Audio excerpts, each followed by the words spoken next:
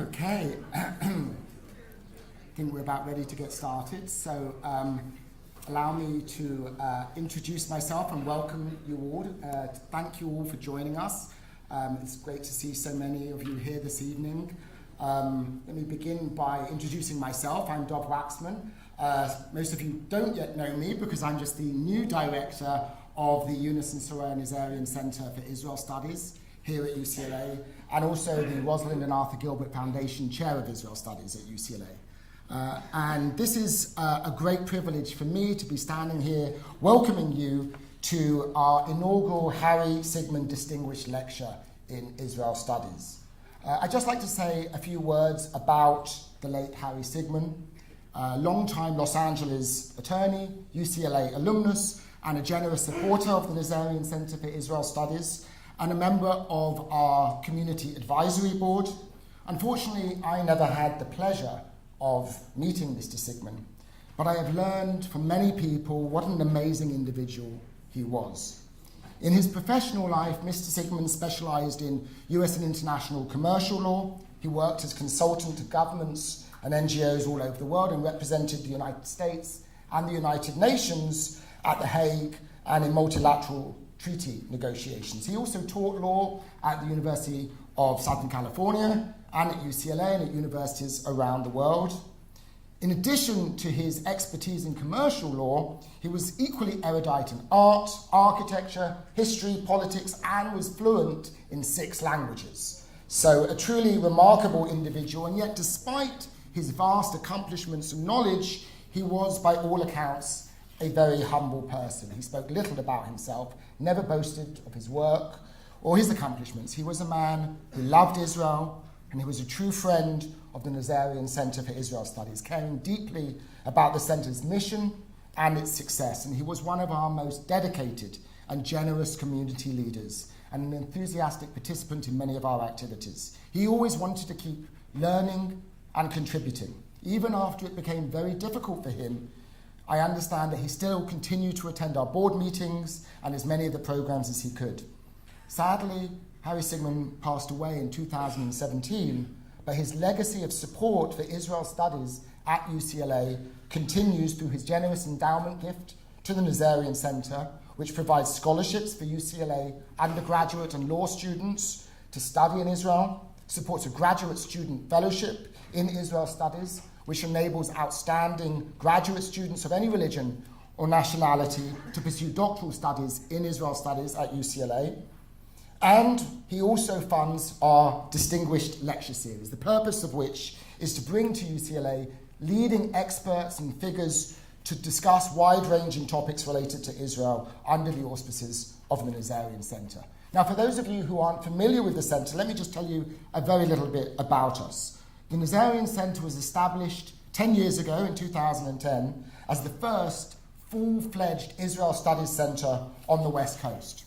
Since then, it has become an intellectually vibrant home for Israel Studies at UCLA, and our mission is to promote the in-depth study of Israel in all its many dimensions, from its history, society, and politics to its literature, art, and culture. We sponsor courses for UCLA students. We support research in the growing academic field of Israel Studies. We organize frequent public programs, conferences, lectures, discussions, performances, films, you name it. We also host visiting academics and bring leading scholars, policymakers, and artists, many of them from Israel, to our campus. Through our commitment to academic rigor, interdisciplinary teaching and scholarship, and a balanced and dispassionate approach, the Nazarian Center seeks to promote a deeper, more nuanced understanding of Israel's history, politics, society, and culture. And at a time when Israel is often a topic of polemics and shouting matches, I think there's a critical need for a less polarized discourse about Israel on this campus and beyond.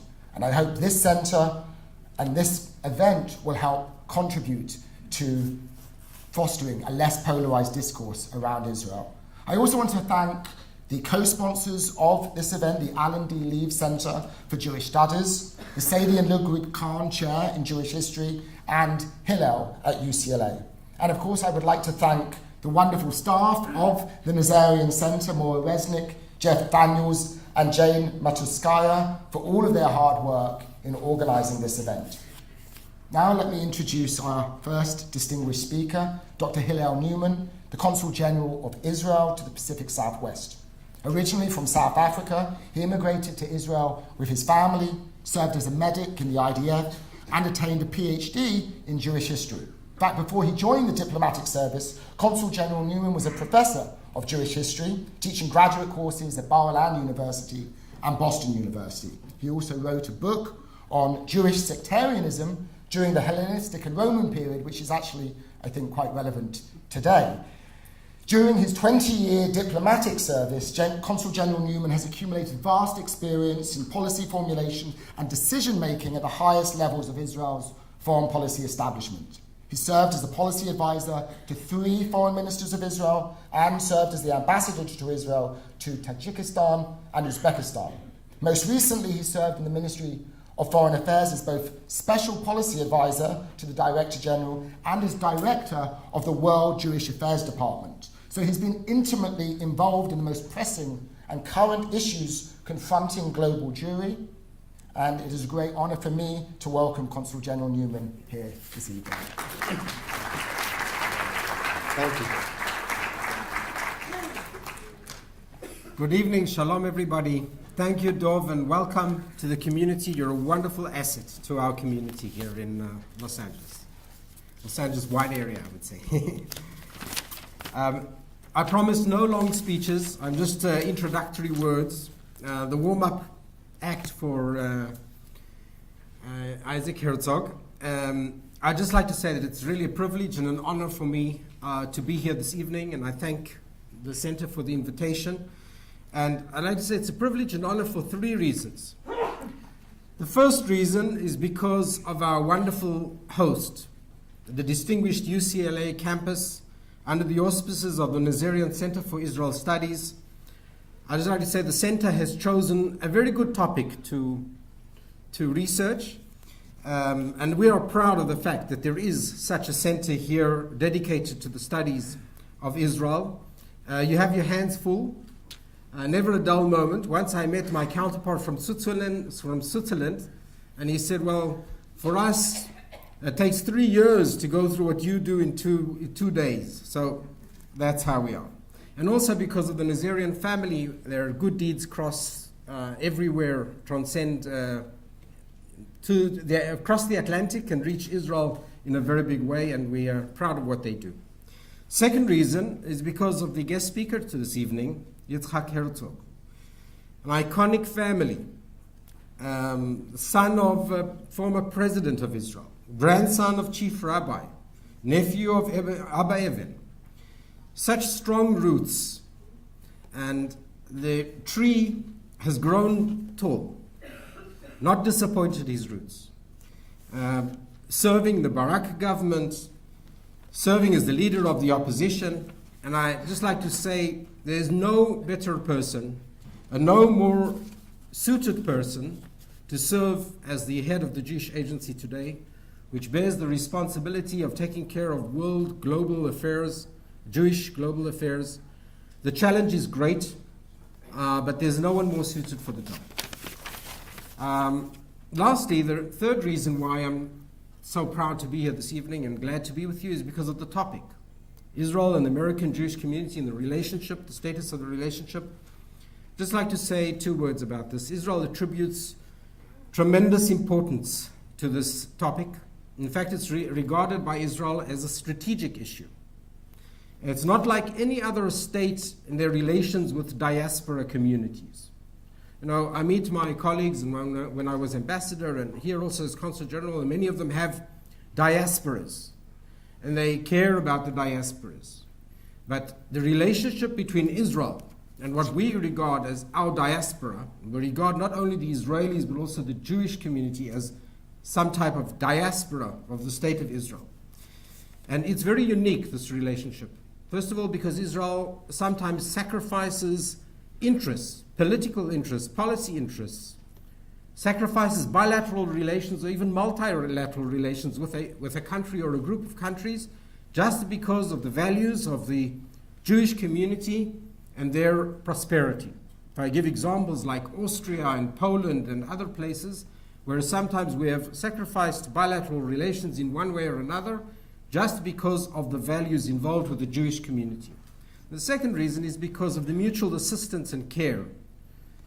Israel cares much and stands ready to assist the Jewish communities at large, whether it be facing the threat of anti-Semitism, raising this issue with the governments that are involved, and taking care of their concerns. I, as an ambassador in Uzbekistan, find myself dealing with the cemeteries and with bringing matzah for Passover and all kinds of issues which I don't think other diplomats would deal with. So there is a very unique relationship. We have concerns from each side, and I'm sure Mr. Herzog will talk about it, but there is a moral obligation of the State of Israel towards the Jews, and I think there's also a very close kinship of the Jewish communities to Israel. Therefore, I'm so glad that you convened this evening and this topic, and as I said, there's no one more suitable and courageous to take up this topic as Mr. Herzog, and I'm looking forward to hear his words. Thank you.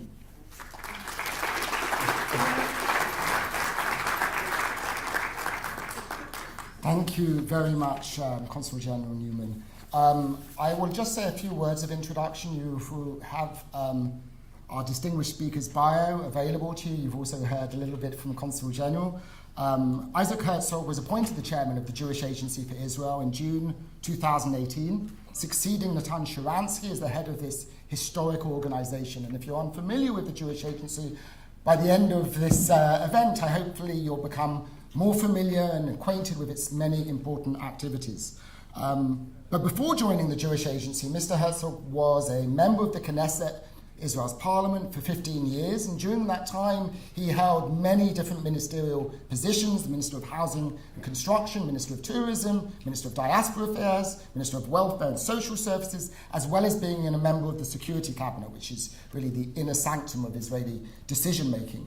From 2013 to 2018, he was the chairman of Israel's Labour Party, as well as the Knesset opposition leader, which is a formal position in Israel. In the 2015 election, you may know that he led the alliance between the Labour Party and the Hatnua Party to create Israel's largest centre-left political party, and he was the leading candidate to unseat Prime Minister Netanyahu.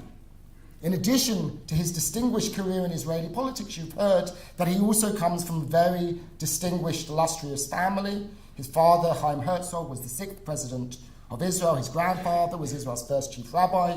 His mother was the founder of the Council for a Beautiful Israel, Israel's leading environmental organization. His grandmother founded the World Emunah religious Zionist organization. And on top of that, his uncle was Israel's former foreign minister, Abba Eban. Coming from such a family might daunt many people, but in Mr. Herzog's case, he rose to that and has dedicated his career to public service.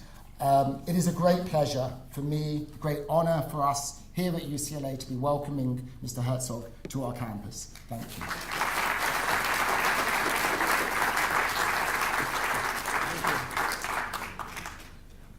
Good evening, ladies and gentlemen. It's a shalom to all of you. A true honor to be here. We started with a British accent. We moved on to a South African accent.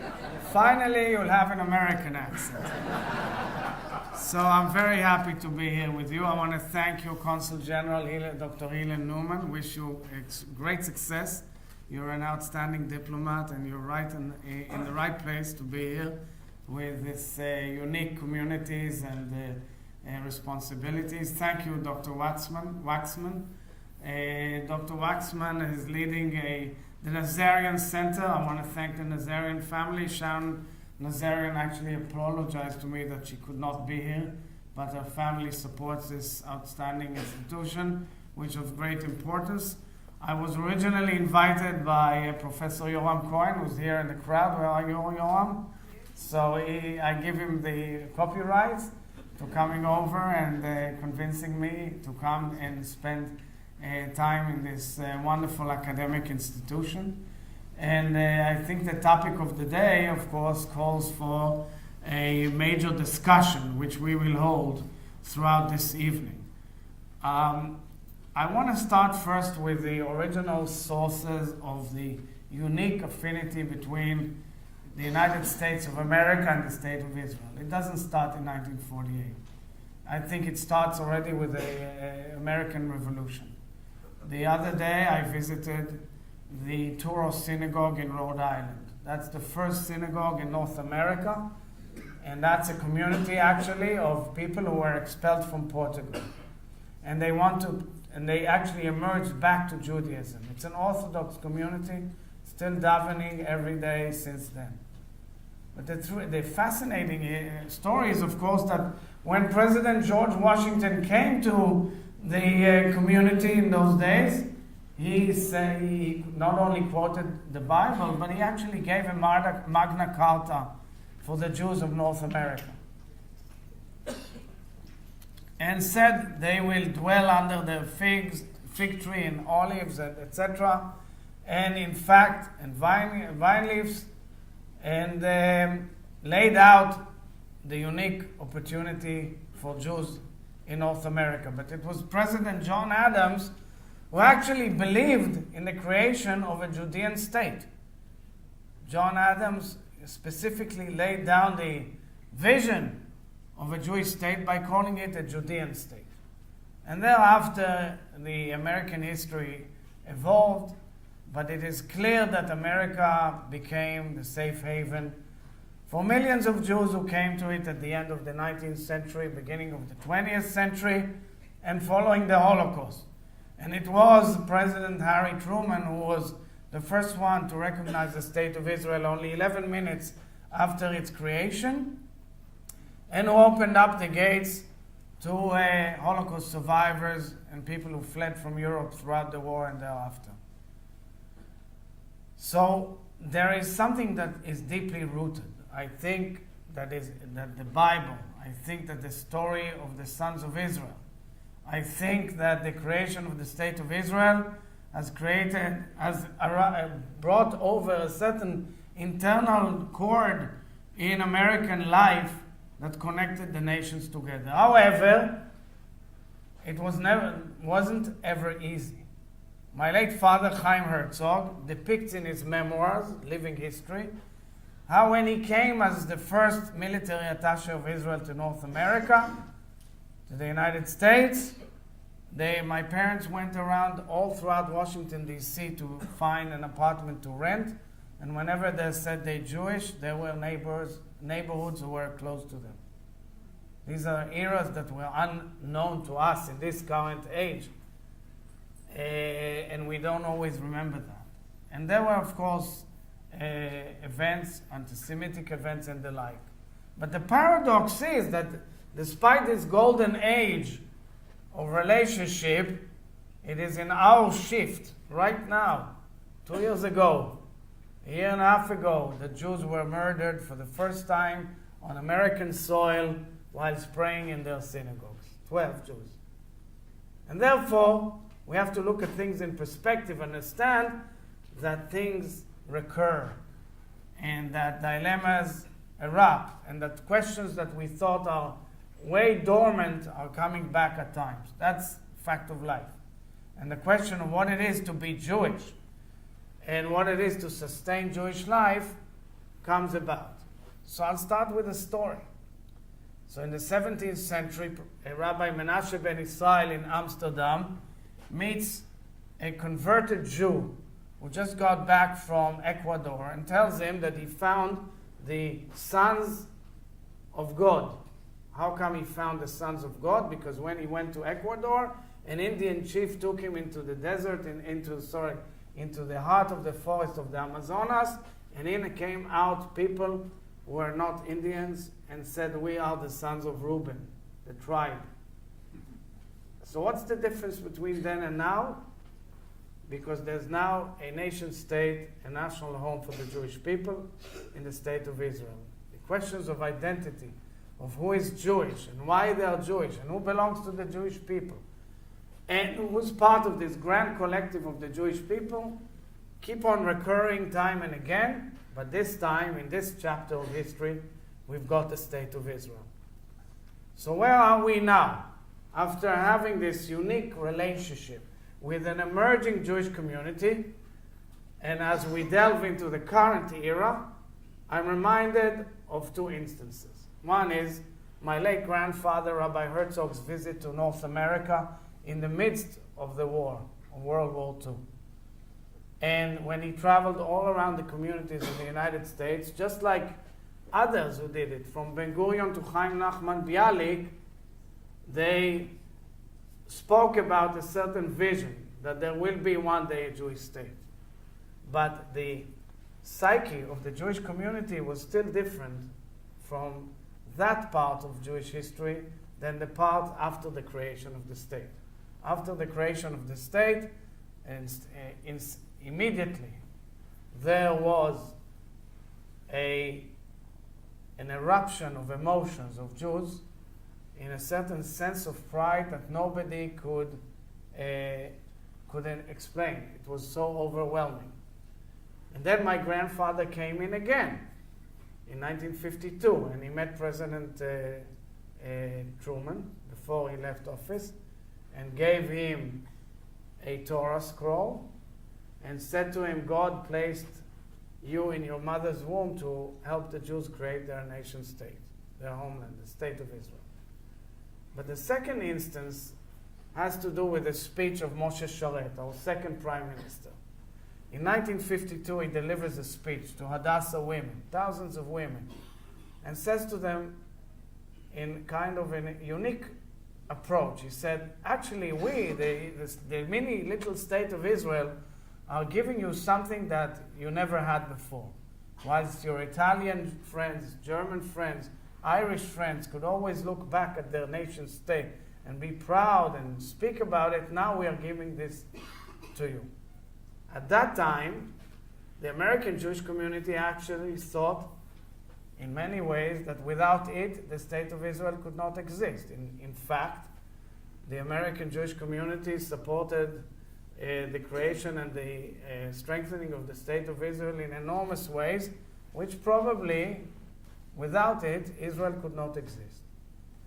But there was kind of an equilibrium that was undetermined. And in 1952, David Ben-Gurion started negotiating with a famous Jewish leader, Jacob Blaustein from Baltimore, who led at the time the American Jewish Committee, and they negotiated a certain treaty, out of which actually the Jewish Agency, which I lead, enjoys a special status by law, where we have the empowerment by Israeli law to represent the entire Jewish collective within Israeli body politic. But the whole notion of this treaty was, we, Israel, will not budge in your affairs, but we create a certain understanding of how each one interacts with each other. And today, people don't even remember that. The relationship developed in such an elaborate manner, in such a beautiful and unique manner, with so much Ahavat Israel, love of Israel, that it is clearly outstanding and perhaps the source of the strength of the state of Israel and the American Jewish community. So what went wrong? And did things go wrong? As I face now these challenges as the chairman of the executive of the Jewish Agency, I see the picture in a bird's eye view, and I see an enormous historical challenge. In fact, two huge Jewish communities have developed, each one in an evolutionary process of its own. 6.5 million Jews in Israel, 6.5 million Jews in North America, something which I term as Jerusalem and Babylon. And I say in ancient times, Jerusalem and Babylon each created their own Talmud. And they had a dialogue of their own, and actually in the sources which we read, even some sort of an affectionate relationship. But where do we take it from here? Because we clearly understand that the simmering from within of both communities can lead either to to growing disparate and, God forbid, to a split of two separate communities altogether, or making sure that we are one strong, united nation of Jews all throughout the world, by the way, with these two main communities, and living together amidst differences. This is the moment of truth of our communities. Because if we miss this opportunity, we may lead our nation to one of its biggest tragedies. That is why when we speak about the Israel and American Jewish community, the state of the relationship, you can't just crystallize and say good or bad. You have to understand the overall picture. The overall picture is that even by current data, which was published yesterday, for example, in a research poll of the Ruderman Family Foundation, there is still an enormous love of Israel on both sides of the ocean, definitely here. However, there are people, members, and there are many groups in the American Jewish community which are growing which have growing disappointment with the state of Israel, which are challenging and asking questions, which creates a certain divisive atmosphere in many quarters of the Jewish world, and which challenges us to do our utmost to change this course. So first, let's analyze the two communities. Israel is an ever-evolving society, whereby the Jewish identity is a given, with a large non-Jewish minority, a very vibrant and active Israeli political system which is known to you, and we will discuss it, and you can ask about the 10th election, no problem. But clearly people grow in a certain atmosphere into understanding their identity. And the perception of life is different from the perception of life of people who are growing here. It's natural. Here, Judaism is out of choice. You don't have to declare it anywhere. And you have to create institutions that maintain Jewish identity and continuity and what it is to be Jewish, and is there an interdependence with Israel or not? So, under such circumstances, it is clear to me that my son, who serves in a combat unit in the IDF, is growing into a different perception of life than any one of your kids who has not been to Israel, let's say, and grows into it differently here. That's the way it is. And therefore, it is our duty, and we must find ways and means to at least get to understand each other. One thing is clear to me. Israelis, in general, have no real basic knowledge on what it is to be Jewish abroad, and especially in North America. And they have no knowledge of the wealth of Jewish life and the uniqueness of Jewish streams and the diversity of what it is to be Jewish. And North American Jewry doesn't have much of a clue about what Israel is all about. They think they know. And I'm not talking to all those of you who have been living in Israel or spending time. Okay, I'm talking in general.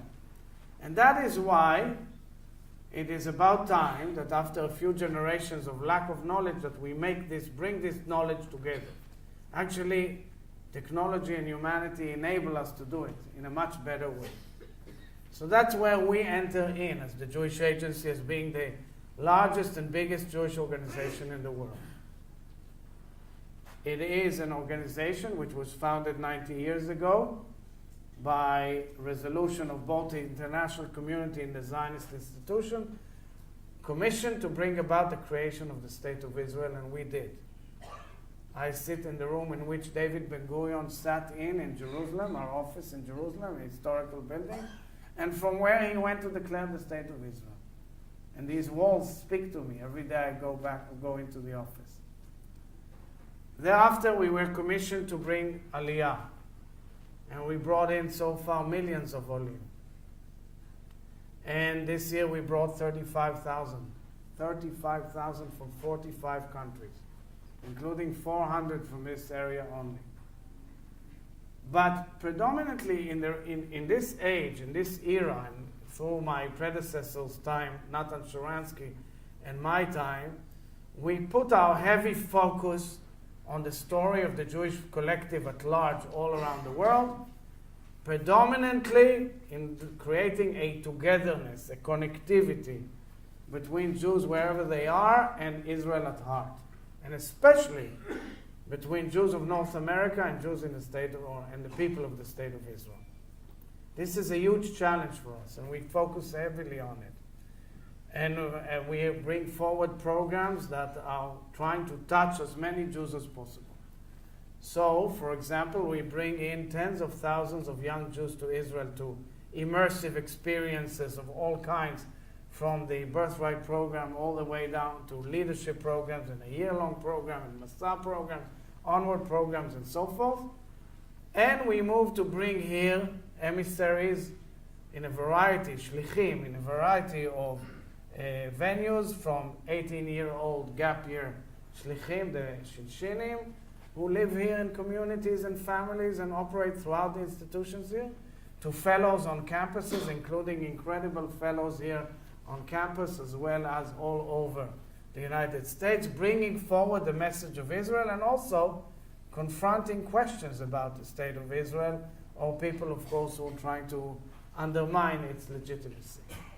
We also are creating partnerships all throughout the United States and the Jewish world with communities in Israel. And we're also twinning schools between Israeli schools and Jewish schools or other schools all over the world. And we are creating a whole set and package of programs, as well as investing strongly both on the safety and well-being of Jews around the world, down to creating what one would call the pillar of Jewish identity and affinity with the state of Israel. And in this respect, we don't shy away from anything. We don't shy away from discussing the conflict, discussing the issue of religion and state, discussing the differences between the communities, so that once people get to know each other, just like in a family, you can definitely have differences and even arguments, but at least you hope, you strive for a love of your family members all throughout your life. I'm not avoiding the fact that there's a big political elephant in the room.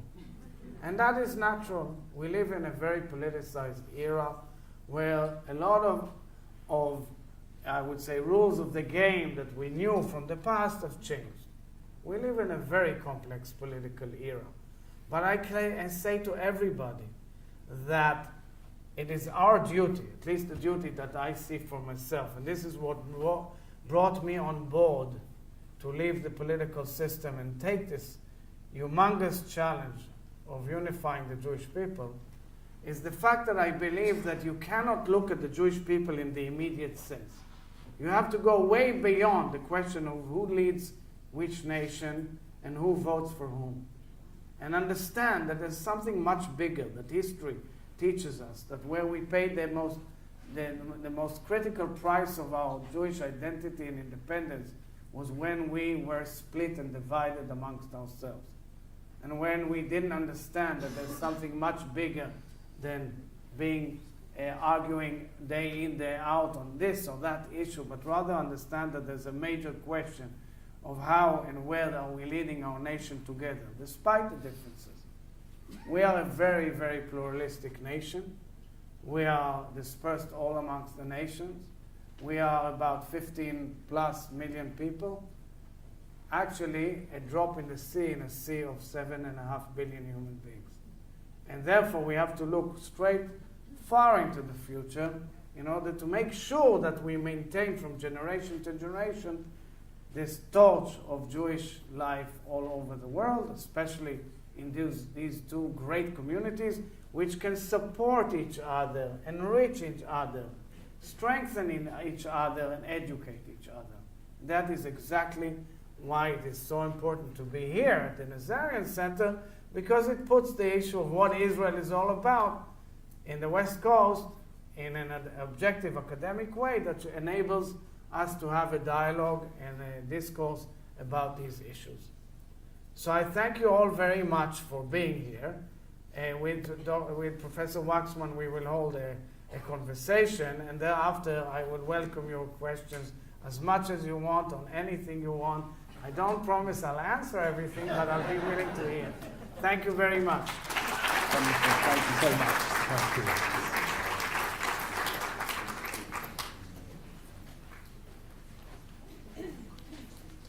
So, thank you so much for those. Actually, I found some optimistic remarks, and you touched on the relationship and some of the issues at stake. And I want to, in the time that we have, to dig into some of the current sources of tension, some of the challenges in the relationship between American Jewry and Israel, and then hopefully, if we have some time, talk more broadly about the role of the Jewish Agency.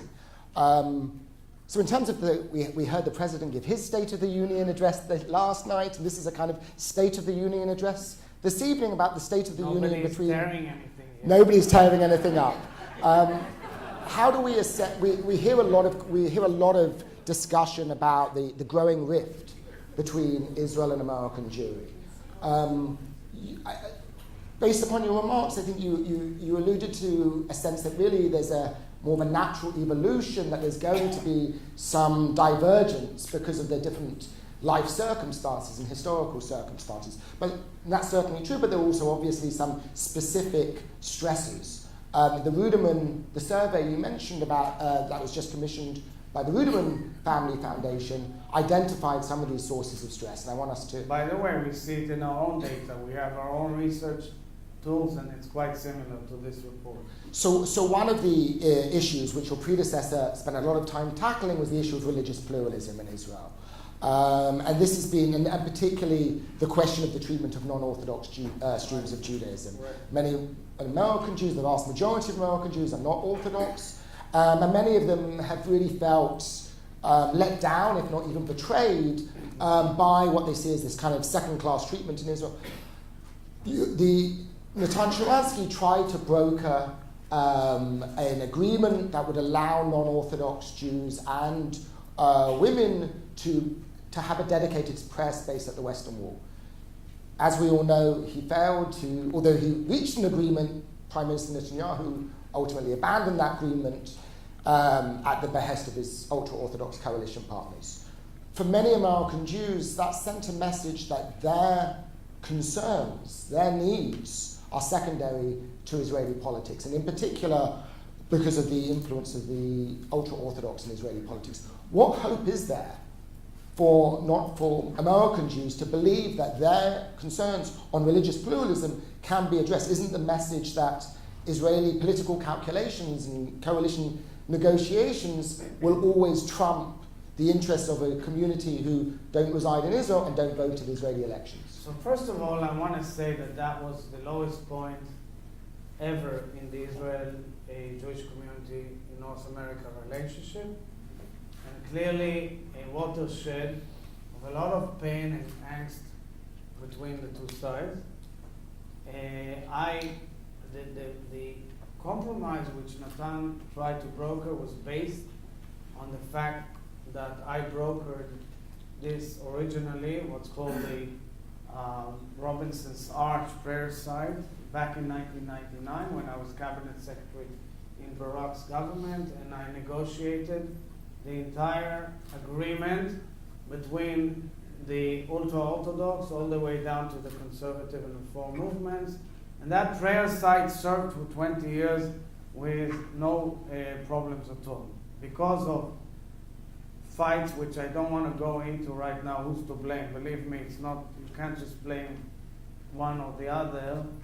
It erupted into a conflict which was brought to court, and from court to a compromise, and from a compromise it was rescinded. And clearly looms over. But there are two issues I want to point out. Number one is, it is a very important issue, okay? The recognition of other means of expressing Judaism, practicing Judaism, is something vital in the dialogue. It has to be there. And I just said that there's a lack of knowledge. I can say outright that what we do in Israel, day in, day out, is to teach the Israeli public about what it is to be Jewish abroad. And part of it has to do with the fact that we have so many returning shlichim and emissaries that are coming back with this knowledge and experience that they've never experienced before. Had you been with me in the meeting with our Shinshinim and Shlichim out there in the other room, you would have heard things that were mind-boggling and enlightening about the experience they're going as average Israelis who for the first time are exposed to a different type of Judaism. And this is exactly what they're doing when they come home and talk to Israelis. So my feeling here, and I said I'll say two things. This is one thing, saying you cannot give up hope because there are undercurrents in Israeli society which are opening up to the idea that there are other means of practicing Judaism abroad, which are brought to the knowledge of Israeli society in many ways, including, by the way, the growth of the Reform and conservative movements in Israel. The other issue is, of course, that right now, and I say it outright, it's not that Israel sees anybody of the Jewish people as a second-rate citizen or guest. It's absolutely wrong. Anyone who wants to make Aliyah, for example, is immediately a citizen of Israel. It is the Rabbanut, it's the rabbinic establishment by its unique standing in the legal system in Israel, by law, which on certain issues does not recognize the practice of reform and conservative. It's totally different, and I urge against this discourse which puts Israel always at the blame, and part of it then simmers down to young Jews here who are hearing this music and turning away from the idea that there's one nation state of the Jewish people. Because, of course, it evolved out of historical developments. You know, the Reform movement first stepped in Israel basically in the 1960s. The first congregation started in the 1960s. Originally, the Reform movement didn't even recognize Zionism. It was Abba Hillel Silver and Stephen Wise, who was commemorated here in a wonderful synagogue in LA, who led the Zionist movement. But they were leaders who changed history. It took a long time from the inception of that movement in the United States until they took over. So in a way, the historical developments were different. Not only that, Israel started as a secular state with a smaller Orthodox group of Jews in it, and then it's a group that grew up in a natural course of history by the way they are citizens of Israel. So these are therefore, the blame game is the last thing to do. I'm trying to do whatever I can to contain that fire and lead to a dialogue. I'm going to all quarters of the earth.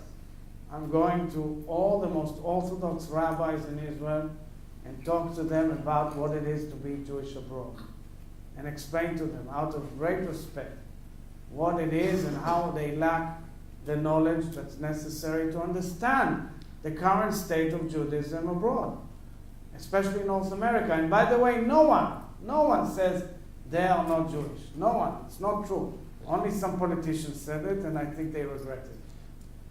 And then, of course, I go to North America, like I'm standing here in front of you, and say, dear friends, you have to understand the intricacies of Israel and the multifaceted nature of Judaism in Israel in order to understand where we were, where we are, and where we can be. There are a lot of changes. All communities in Israel are simmering from within. They're all asking questions. Many are changing the world upside down, but you never hear about it. Because naturally, when you open CNN, you hear only one thing. And when you open Israeli media, you only hear one other thing. But there's life underneath. And when there's life underneath, it's an opportunity to introduce each other, to speak to each other and understand. I can tell you, for example, that members of the Knesset, which we are bringing to Jewish communities in America, some of them never traveled abroad, or some of them first-timers arriving in a community, some seeing a synagogue of a conservative movement, first time in their life, or a reform movement, or reconstruction. And it mind boggles them. We are working with the Ministry of Education in Israel to introduce to the curriculum a program which teaches young Israelis what it is Jewish life abroad. So we missed a few what we call Dora Midbar, a few desert generations. Generations that didn't devote time and attention to it. If you ask average Israelis, it's not the top of their priority, and therefore you have to educate, you have to explain, you have to expose. And same goes here. Okay? Clearly goes here. And I've asked our Shinshinim, how does your adopting parents, they live with Jewish families, are they caring about Israel? Did they ever bother? Did they ever think about Israel? Or do they know what it is? And it is interesting to note that there are many who have no clue as well. So therefore, we at least, there's one big body, but many others, of course, and the federation system, and many other organizations, and the Israel-American Council and others, who are trying now to meet this challenge by a variety of programs and ways to deliver the message to each other. So that was an optimistic answer, and I appreciate that. Obviously, there are a lot of challenges in terms of the growth of the ultra-Orthodox population in Israel, their political power, the pressure that they get from their followers. The rabbis can appreciate these things, even in the case of the Kotel Agreement. I think it was the followers, the grassroots, who challenged. There was a unanimous decision of the cabinet of Israel with all the Orthodox parties included, and then there was an uproar. Right. Through the social networks, and I'm drilling down to find and see who were those who opposed, and trying to explain to them what a tragic mistake it was. It's a huge tragic mistake, because the ability to enable each and every Jew around the earth to enjoy their moment of, I would say, faith in the Kotel is a huge obligation of all of us. There's nothing like the Kotel. And interestingly enough, I must tell you that since I'm reading a lot in order to have a dialogue, the original position of the Zionist movement on the Kotel to the British mandate was submitted in unanimity between the chief rabbinate and theologians and professors in a paper which was written by Professor Rabbi Cyrus Adler, who was the head of the Jewish Theological Seminary in America. So I want to turn to another issue that is also, of course, one of the big sources of tension, in many ways the most contentious issue in the relationship, certainly in recent years, which has been the issue of the Israeli-Palestinian conflict and the concerns that many American Jews have about Israel's treatment of the Palestinians, and related to that, the concerns about settlement building in the West Bank. As you know, most American Jews have opposed settlement building, favor a two-state solution, and repeatedly in these surveys they said this is an issue that affects their attitudes, not to the state of Israel, but to Israeli governments. Now it seems that Israeli settlements in the West Bank may soon become part of Israel itself, and the prospects for a resolution of the conflict seem, despite last week's announcement, seem increasingly slim. Given that, is it even possible to draw these communities together when you have this great source of friction there? And if Israel continues to control the West Bank and the 2.7 million Palestinians who live there, won't that continue to drive apart these two communities, particularly with the younger generation of American Jews who, as you know, are more critical of Israel and more willing to express that criticism then? So clearly that's a very thorny issue, which is derived from two sources. One is, I think, a lack of knowledge of the intricacies of the conflict, like a very short-sighted memory. If you ask a young Jew here, do you remember that Israel pulled out of Gaza in 2005? Do you know what we went through? Are you aware of what was the process? Are you aware how we went to our brothers and sisters and uprooted them from their homes after decades, promising them that we will bring the Hong Kong of the Middle East to Gaza? So there's kind of a very short-circuited memory in this dialogue, in this process. People don't remember who offered what, when, who said yes, and who said no. The other issue, of course, has to do with the fact that it's an issue of perception of life. And I don't derogate, and you can take all my speeches as leader of the opposition and as candidate for Prime Minister. I said my first priority as Prime Minister would be to travel to Ramallah and speak to young Palestinians. Israelis don't say that anymore in the elections, but I did say it. And yet, I must tell you that there is a superficiality of the discourse here in America. I'm not talking about experts. I'm talking about the public.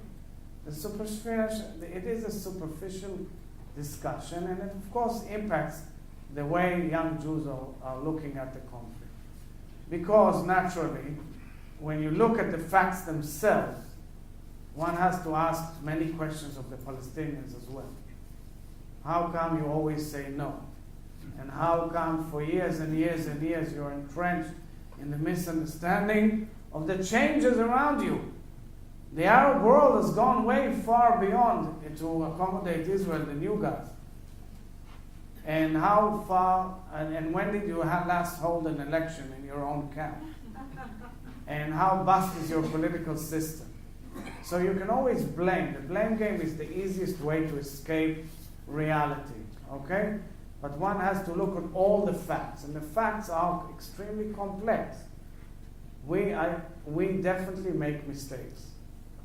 And we have very sad moments of making mistakes that we are very saddened with as human beings. I can tell you, I know from my children in the army how much of a debate there is and a discussion on the purity, on what we call the purity of the army, the military, and how to make sure not to offend. But there are tragedies. We have human beings who violate the human rights as well, unfortunately, and they are indicted, and they're put to trial, and they're investigated. And the biggest, thorniest issue in the political system in Israel in the last few years was a young soldier who killed a terrorist who tried to stab him. And his parents and the half of the nation amassed around him. And that is because there are behavioral modes in human beings which are not always cerebral, but are emotional. And you cannot judge somebody who says, if somebody, if somebody comes to kill you, kill him first. So these are big debates, but nobody really delved into it because each one lives in his own way of dealing with the flow of information that floods him. So the information comes in an kind of unobjective way. It doesn't tell all sides of the story. And therefore, young Jews are overwhelmed by things they are faced with when they come to campus. We are trying to correct that by enabling them to see and learn, including all intricate sides of the conflict. I think for many American Jews who are pro-Israel and do support Israel, the concern today is they worry, as do many Israelis, about this drift away from Israel's possibility as a Jewish and democratic state. The fear, particularly at this moment in time, that there are growing challenges, annexation being foremost among them, to Israel's continued existence as a Jewish and democratic state, which is. So I am, of course, very much aware of it, and I led a camp that is extremely worried about it, but I must be extremely objective and fair. We are a very vibrant, strong democratic society. And not only that, may I add, look, people try to kind of be sarcastic about the fact that we are in a third elections, and I was myself here as well. But the truth of the matter is, whether we like it or not, there is a major political argument in the nation, and we are trying to resolve it by means of a democratic process. So there's no other way. We can go into violence, God forbid. I pray every day that there won't be violence. But I'm proud of the fact that every night for the last year there are political rallies with thousands of people on both sides of the camp trying to convince each other. And I'm proud of the fact that the spectrum of the political system in Israel ranges from Muslim Brotherhood, who are in our parliament, when there's no other parliament in the world which recognizes Muslim Brotherhood, no other. They're outlawed throughout the Middle East, except perhaps in a country which is our main enemy. And they are part and parcel of the democratic political process, and they can say whatever they want, and sometimes they say things that you go nuts. But that's the way democracy is. And I'm proud of the fact that it is an Arab judge who threw our president to jail, and I'm proud of the fact that the right of free speech is as wide as possible. And I am aware that there are many challenges. And I'm aware that there are the clouds out there of forces who want to tie the hands of the legal system and the court system and mitigate the availability of the media. We know that, but that's not only an Israeli phenomenon. That's a question for democracies all over the world.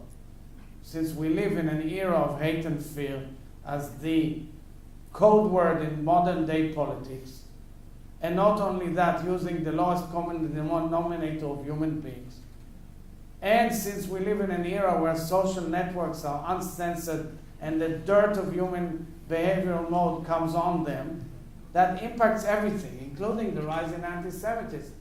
But of course, naturally, it also happens in every society. And we are not different from anybody else, although we want to think we are. So we have a challenge as leaders, as one would say, the big silent majority which wants a responsible and sane political system.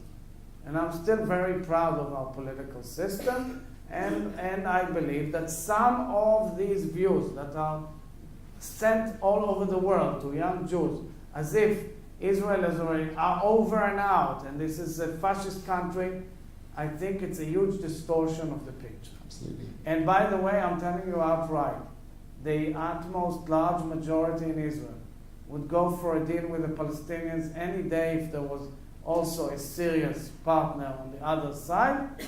I agree that in the current era of the current leaderships, it's not viable, but it is not over. It's possible. You can reach an agreement. And had I told you, let's say 20 years ago, or even 10 years ago, or even 5 years ago, that the majority of the Arab leaders around us are our main partners in so many things, you would joke at me and say it's ridiculous. Well, I have news for you. So therefore, history changes. Things change. Realities change. And since realities change, peace can be carved out. We have to make sure that whatever we do, there's no terror base in our doorstep. And whenever we offer peace and a vision of peace, we must make sure that nobody will use it in order to undermine our existence. And the problem is, and let's be frank, I did mention it, we pulled out of Gaza to the last iota and we got 10,000 missiles. Let's be frank about it. It's something that we need to face as a reality question that we have to supply to our own voters, members who cast the ballot every day. And I think there are many solutions to that question and things that must be dealt with. And I think it requires the willpower of all leaders in the region to take a bold step. That's how I see it. And therefore, whilst not taking a position on the peace plan that was presented last week, there are pros and cons, etc. I believe that all in all, the idea of bringing about a discourse and a discussion about peace in the Middle East is important.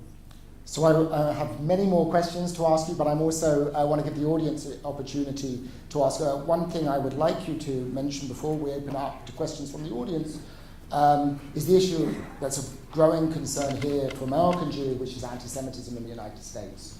And one of the concerns, I think, and I would be remiss of me not to point this out, that many American Jews felt was that the Israeli government hasn't necessarily been as responsive to their fears here in the United States. For example, in the aftermath of the Pittsburgh shootings, the concern that the Israeli government didn't seem to immediately respond.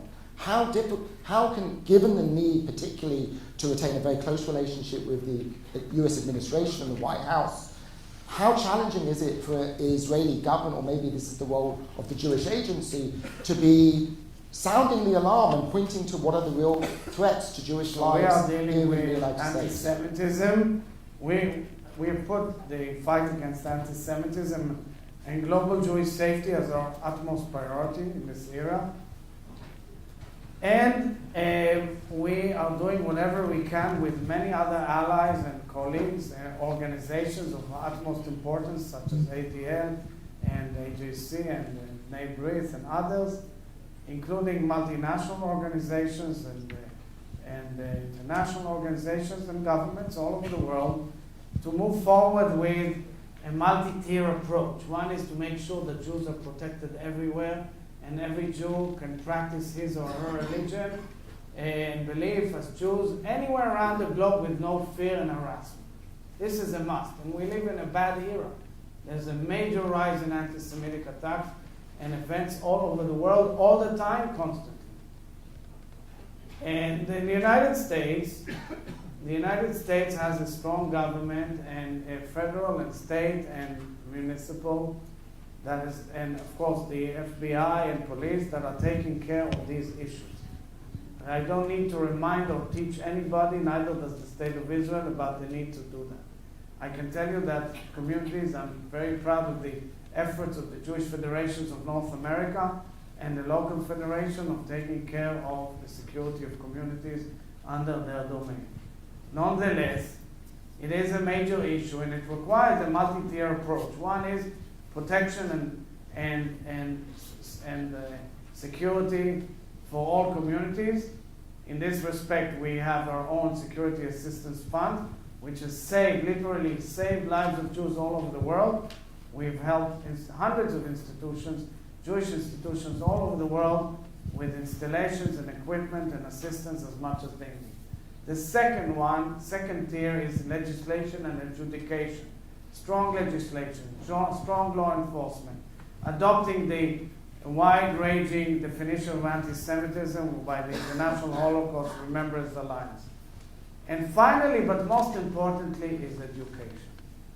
And we have a huge problem of education all over the world as the memory of the Holocaust is fading away, as social networks are the means to express oneself without restraint, and as the questions of the tension between free speech as wide as possible and a close and immediate danger to other people is the equilibrium that we are dealing with day in, day out all over the world, including in the United States. It's also very much an issue on our campus here as well. Right, absolutely.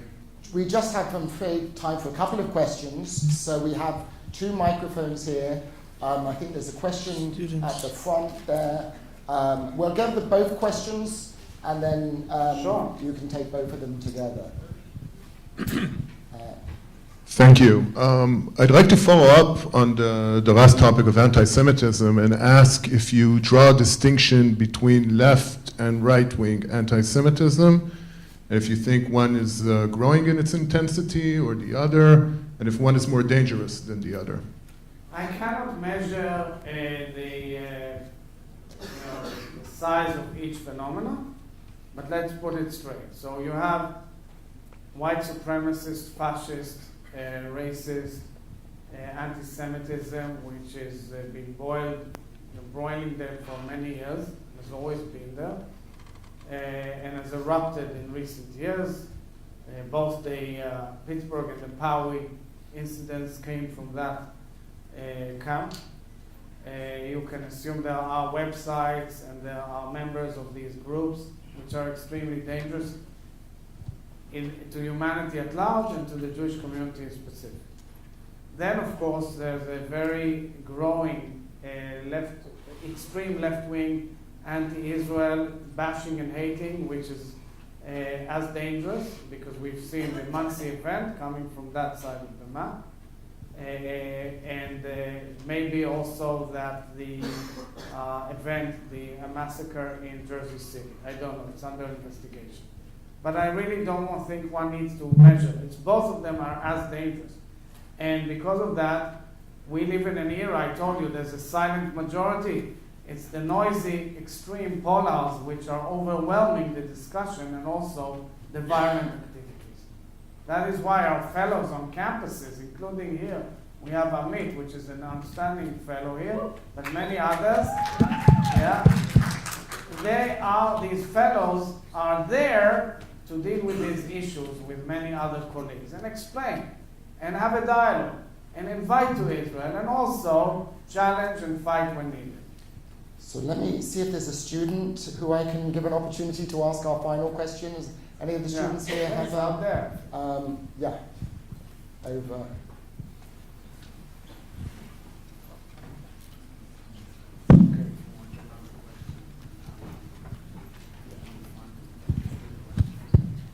Hi, my question is, you mentioned how Palestinians have been continuously rejecting the peace plans proposed by the US and Israel, and I was wondering what you think the reasons for those continuous rejections are and what you propose doing differently moving forward.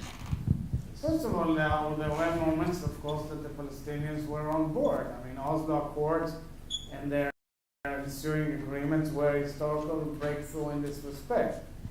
But the problem is right now that, I cannot judge Palestinian psychology, national psychology. I do understand that it is a nation in kind of an embryonic state of still revolution or